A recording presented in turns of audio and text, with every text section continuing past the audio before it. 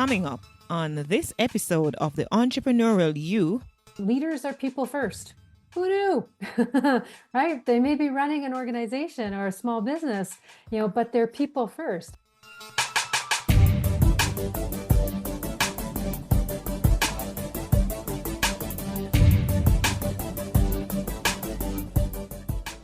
Leadership is not a title. It's not in the doing. Leadership is in the being. Hey, it's John Lee Dumas of EO Fire, and it's the Entrepreneurial You, the show for dedicated and passionate Caribbean entrepreneurs seeking daily inspiration, brought to you by author, speaker, and award-winning entrepreneur Heneka Watkis-Porter. You must be prepared to ignite. Welcome to another episode of the Entrepreneurial You podcast. Of course, I'm your host, Heneka Watkis-Porter, and today we're going to be diving really deep into transformative approach to leadership that integrates professional success with personal fulfillment. My guest is an amazing person. She is Laura Watson, founder of Venture Coaching International, who has over 25 years of experience just helping business owners and executives improve their communication, leadership, and personal effectiveness. Laura's approach to what she does combines her background in social work, interesting, with cutting edge business coaching to help leaders achieve breakthroughs in both their professional and personal life. So if you ever felt like you're just juggling too much or you're sacrificing one part of life for another, this episode is for you. You're at the right place at the right time. We're looking today at whole person leadership, excelling in business and life. And I know, we all know that leadership isn't just about managing teams or hitting KPIs. What leadership really is about showing up as your whole self. If you're not able to show up in your authentic self, then I think you're just putting up a front. So Laura's whole person coaching philosophy recognizes that business leaders are people first. By addressing both professional challenges and personal struggles, she helps her clients unlock their full potential. And as I mentioned, we'll be exploring that holistic approach and how we can transform your leadership style, and your life. Welcome, Laura Watson. Well, great to be here. Thanks so much for having me today. Absolutely. So, as both a ballroom dancer and a business coach, yes, I'm giving some secrets away. What's one lesson from the dance floor that applies to leadership? Let's hear it. Oh my goodness, that's a really good question. So a lesson from the ballroom that transfers over to leadership. Well, in my case, I guess it's about continuous improvement. I started my ballroom journey about 15 years ago, and knowing absolutely nothing, having no background in dance whatsoever, and never did it as a kid. Started off in ballroom competitions, moved into country dancing, and I'm proud to say in 2023 became a world champion in country dance. And it's been the engaging and continuous improvement that has helped me get there, and never really being satisfied that I've learned, everything, that there's always something, else to learn, and there's always an opportunity to get to the next level. And I think that applies with leadership as well, is that no matter what we've learned along the way, leadership really is a continuous improvement journey. And to enjoy the process, enjoy the journey. I'm certainly someone who can get impatient at times, like, oh, I just want to get this and I just want to get there, and achieve the result. And I've really had to embrace in both the ballroom and the boardroom the idea of continuous improvement. And so that's something that my clients embrace. They know that they may have a vision on the horizon that they're moving towards, and they really are engaged in a continuous improvement process. I like that. And I just thought of myself learning ballroom dancing which maybe, yeah, it's something I need to do, right? I didn't start till my 40s, Oh, wow. so Yes. So hey, there's hope for me, right? you, There's hope. There's hope. absolutely. The point is to just start. Never think we're too old or too anything. If there's something we really want to pursue, then it really is about just diving in and getting started. Oh, absolutely. And as you talk about continuous improvement, of course, what comes to mind is the Japanese philosophy of Kaizen, that always being better than how you were before, doing better, improving upon your product, improving upon your service. Hmm. I talked earlier about your social work background, which is interesting. And I believe that it would provide further for you in terms of, because your social work is about humans, right? Hmm. The self, people showing up as their real self, the human side. And coaching is really about that too. So I believe in my mind, when you marry the two, so how does your background in social work inform your coaching approach? Oh, so that's a great question. Yeah. So I grew up in a family where being in service was very important. My dad was a school teacher and school administrator, and he and my stepmother actually were very involved in community service. So I definitely had service role model to me, and that's how it was a big part in my decision to originally go into social work was the idea of helping people. And so I spent about 12 years actually in the nonprofit sector, and then got to a place in my career and with my family where I started to explore some options. And that's when I moved into the coaching arena. But I really saw the coaching arena as an opportunity to bring all those skills around helping people, listening to people, understanding people, and bringing those into the coaching framework. Because, for counseling, and social work is often about helping people deal with the past, which is fine. But in coaching, I really saw an opportunity to help people move towards their future. And that really excited me. And so my social work background gave me the insight I needed around really understanding people. Because as you read in the introduction or mentioned in the introduction, leaders are people first. Who knew? Right? They may be running an organization or a small business, but they're people first, and they bring all the challenges that we have as people to the table. And really, how I view things is that in order to be effective leader of others, we first have to lead ourselves effectively. And in order to lead ourselves effectively, then we have to be on top of our own mental and emotional mastery. We have to have strong communication skills. We have to have strong listening skills. We have to be understanding of our customers, our clients, our teams. And so though that's all skills that I learned in my social work background. So I've brought all of that to bear in my coaching profession because as I help leaders be more effective and be better business owners, first I help them be better people.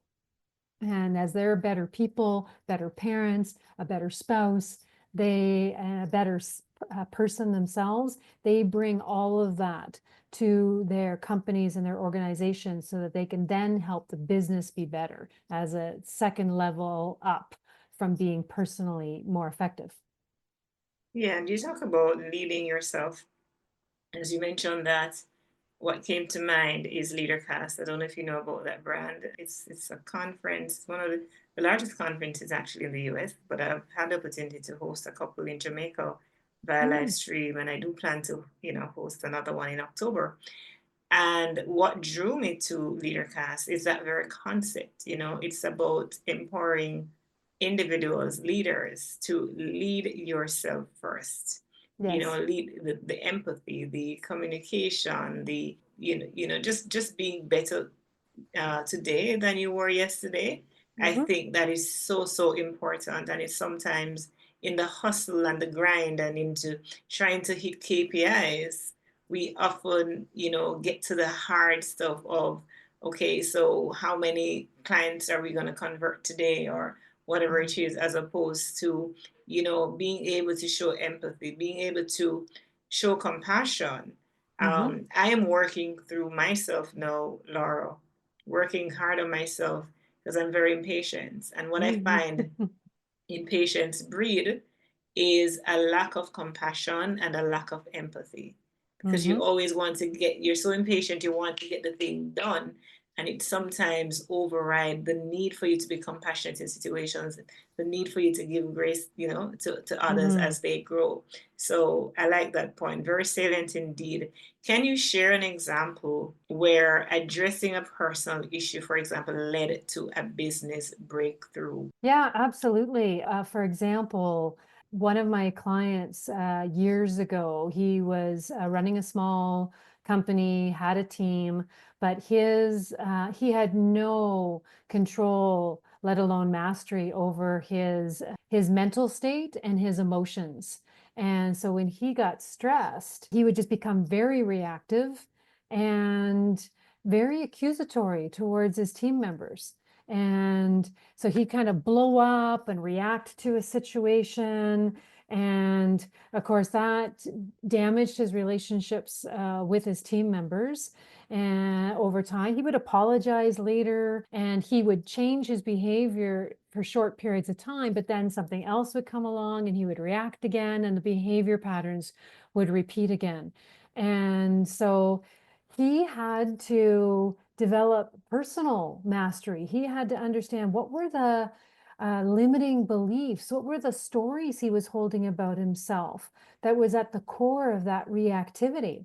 Now, unfortunately, he didn't learn those lessons with his first business fast enough, and he ended up losing his team and losing his business, which can be the result of not getting on top of this. Now, you might say to me, well, where's the success story in that? The success story is that although he learned those lessons painfully, he went on to start a second business with a new team. And that business has been very successful because he was able to reflect on what happened the first time, where did he go wrong? We continued to work on the thought patterns, the belief patterns, the behavior patterns. And when he really got on top of those issues and was able to eliminate or at least manage some of those limiting beliefs more effectively, and then bring better communication skills to bear in the new business. The team in the new business was much more stronger, much more effective. He was a way more effective leader. He found the work-life balance that he was seeking and didn't have in the first business. And he was just overall much happier in life and business because he was able to run the company during the day, go home, be present to his family in the evenings and on the weekends, and really create the life and business that he was seeking the first time and just wasn't able to manage. And really, I find that that's what most business owners want. They start their business because they actually want a better lifestyle for themselves, for their families, for their team, and even for their customers or clients.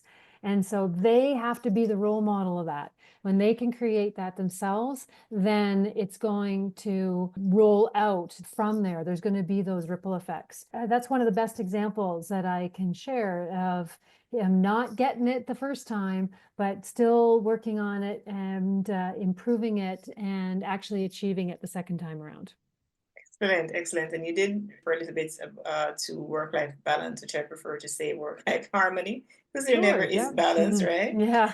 What are some of the most common blind spots leaders face when trying to get to this space of work-life harmony? Blind spots. Well, a blind spot is often actually in how they're managing their time and how they manage their calendar and their projects. So for example, I work with successful people. I've got a client right now. He's a very successful psychiatrist, but his life work harmony is completely out of balance. He has a hard time saying no. So that's another sort of blind spot for him. And so he just takes on and takes on and takes on.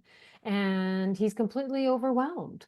And so we've only had like 3 sessions together. And what he's come to realize is that there's way more on his plate than there are hours in the day. He knew that intuitively, but he couldn't see it objectively. So we had to actually physically look at his calendar and start identifying the priorities. I call them your rocks, the things that are most important. And he had to start blocking his rocks, not just his meetings. He had to block everything in and start so that he could see where the overwhelm was coming from. And once he could see it, then he could start to respond and plan it differently. So, that's one example of blind spots. And then another major example that blind owners encounter is they're not aware of the stories or the limiting beliefs that they hold. And so they are taking action aligned with limiting beliefs that they have no awareness of. And so a lot of my work is about very careful listening, because as they're sharing their stories with me and what's going on, what's coming out of their mouth is actually a reflection of what's going on in their head. And so we can start to uncover the blind spots and that are in their thinking by listening objectively to their speaking. And then as we change their speaking or reveal the blind spots, we can create those shifts and they can start to work differently. And then they can create the harmony that they're looking for. Yeah. And talk about a little, you just mentioned or allude to your work. I'd like to know a little more, Laura, how you help leaders translate theory into actionable steps. Mm. Well, if that's a series of steps. So when I start working with leaders, we create goals and objectives together. And then we reverse engineer how they're going to go achieve those goals and objectives. So if a leader has some goals and objectives, and sometimes they have intentions, not goals, we get clear on the intentions, and then we actually turn those into measurable, actionable goals. But then a goal I like to think of is often a project. And that goal itself has to be then broken down into actionable steps and kept alive. So I like to talk about getting clear about what we want to accomplish, which is the goal, and then when we are going to accomplish it, and then the how, and then the when again. And the when really is the secret sauce. So what I mean by that is we get clear about the what is the goal? Then and I usually look at least a year, if not longer. So we plan, we set goals for the year. Then we prioritize. When are we going to work on those particular goals throughout the year? Because we can't do everything all at once. So we look at the business quarters, we prioritize, and we decide, okay, I'm going to work on these two goals in Q1, these two goals in Q2, and we set goals that we're going to work on in the particular quarters.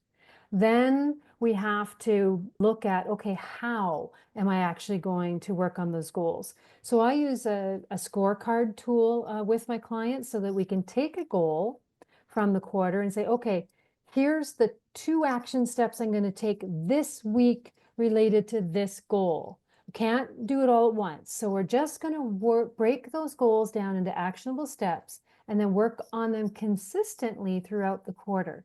And then once we know what action we're taking this week, we decide when this week am I going to do that action. So I'm thinking, okay, maybe I need 2 hours to take this action this week. So I'm going to set aside 2 hours on Tuesday to make sure that I work on that action. And that's the nitty-gritty detail I get to with my clients. We go from the big picture of what we want to accomplish in a year, and we reverse engineer that all the way down into the time frame in a given week when we're going to take the actions related to those specific goals. And then when we do that consistently, I find that my clients meet or achieve their goals every quarter, every year. Ah, fantastic. Good for you, Laura. All right, at this point, it's good enough for us to take our community connection. And you know that this segment is where you're able to share your feedback, share your comments, reviews, or I share what's happening with you, right? So you've heard me talk about before. You've been hearing, I'm sure, if you've been tuning in to different episodes of this podcast recently, then you'll have been hearing about the upcoming leadership cruise. That's a conference cruise that's happening in November, November 3 to 7. And that's happening, leaving from Fort Lauderdale and going to the Bahamas, two ports in the Bahamas. So for 5 days, we are going to be experiencing transformation, growth, empowerment against an amazing, stunning backdrop of the Bahamas. So if this sounds enticing and exciting to you, I want you to reach out to me at Heneka at henekawatkis or simply send me a WhatsApp at 876-849-2571 to learn more. So, yes, we are going on Liberty of the Seas by Royal Caribbean. Yeah, it's going to be amazing. So, please reach out for details. We have so many people on board already, and we're also seeking corporate and business partnerships. So, if you're interested, this could be the place for you to invest. Yes. Mm. All That sounds right. like an awesome opportunity. It You got me is, Laura. inspired. I want to Oh, come. well, please, we're going to talk about this. Let's talk about this, right? Definitely come. We have so many exciting things lined up, the fine dining, the empowerment, the excursions, just having an amazing time, just unwinding. But while you're unwinding, you're also developing personally. What a great combination. Oh, gosh. Oh, November, that would be a great time to do some business planning for the following year. Absolutely, absolutely, absolutely. So, yeah, we should talk after this. So, as we are about to say goodbye to our listeners, say goodbye to each other, Laura, let's hear your final thoughts as we explore the topic whole person leadership, excelling in business and life. Well, if I was going to summarize it, I want to remind people that leadership is not a title. And I actually Mm-hmm, steal that from Robin Sharma mm-hmm. because he has a book called A Leader Who Had No Title. Leadership is not a title. It's not in the doing. Leadership is in the being. Who are we I like that. being? I like that. Leadership is in the being, it's not in the doing. I love that actually. Exactly. So I invite your listeners to remember that is who do they want to be as a leader, whether they're leading their family and their children, whether they're leading an organization, they're leading a church group, wherever they show up, and just leading themselves as an individual. Who do they wish to be in this world? And as they get clear on who they wish to be, then they will act and they will do in alignment with who they are being. So I invite them to really take on that idea. Leadership's not in the doing, leadership is in the being. Well said. That's my major takeaway. The leadership is not in the doing, it's in the being. Oh Yes. my gosh. Laura, how might our listeners get in touch with you? And I know you have on your website a couple of, resources that our listeners can plug into. You just go ahead and share that with us, please. Yeah, absolutely. So the best place for people to find me is on my website, which is venturecoaching.ca because I'm located in Canada, but I work with people all over the US and Canada. And it's easy to get in contact with me there. I offer actually a free breakthrough coaching session. If someone is looking for a breakthrough personally or in their leadership, then I'd be happy to have that conversation. And yes, there's a free tab on my website that has a number of free ebooks that people can download on topics of business planning, communication effectiveness, feedback delivery, sales, marketing, all kinds of topics there. So they are welcome to show up to my website, download those free resources, take advantage of them. And if they want to chat with me directly, I'm always open to having a conversation. And my phone number is there, a contact us form is there. It's very easy to reach me. Amazing stuff. Thank you so much. Thank you so much. What a pleasure it has been having this conversation with you, just casually talking about leadership, about uh, just leading with authenticity in being. It's not in the doing, because so many of us really get caught up in doing, but it's Yes, about being. Who are you being? Okay. You're a human being, not a human doing. that's right. All right. Did you know it's now time for Trending Now? Did you know that 62% of executives report burnout symptoms, and yet only 35% of organizations invest in leadership training that includes personal well being?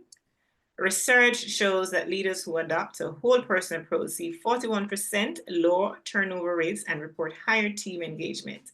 And we know, based on how we've been discussing what we've been discussing, that Laura's coaching philosophy is perfectly aligned with these trends, making her insights more relevant than ever. We thank so much Laura Watson for joining us today on the Entrepreneurial You podcast. It's always a pleasure when my guests come on and share their amazing journey and insights so that we all can be better, because every single day we should aim to be better than we were the day before. So thank you, Laura. It's been a pleasure for me to host you. Well, thanks so much for having me today. I certainly hope that we've been able to bring something valuable to your audience.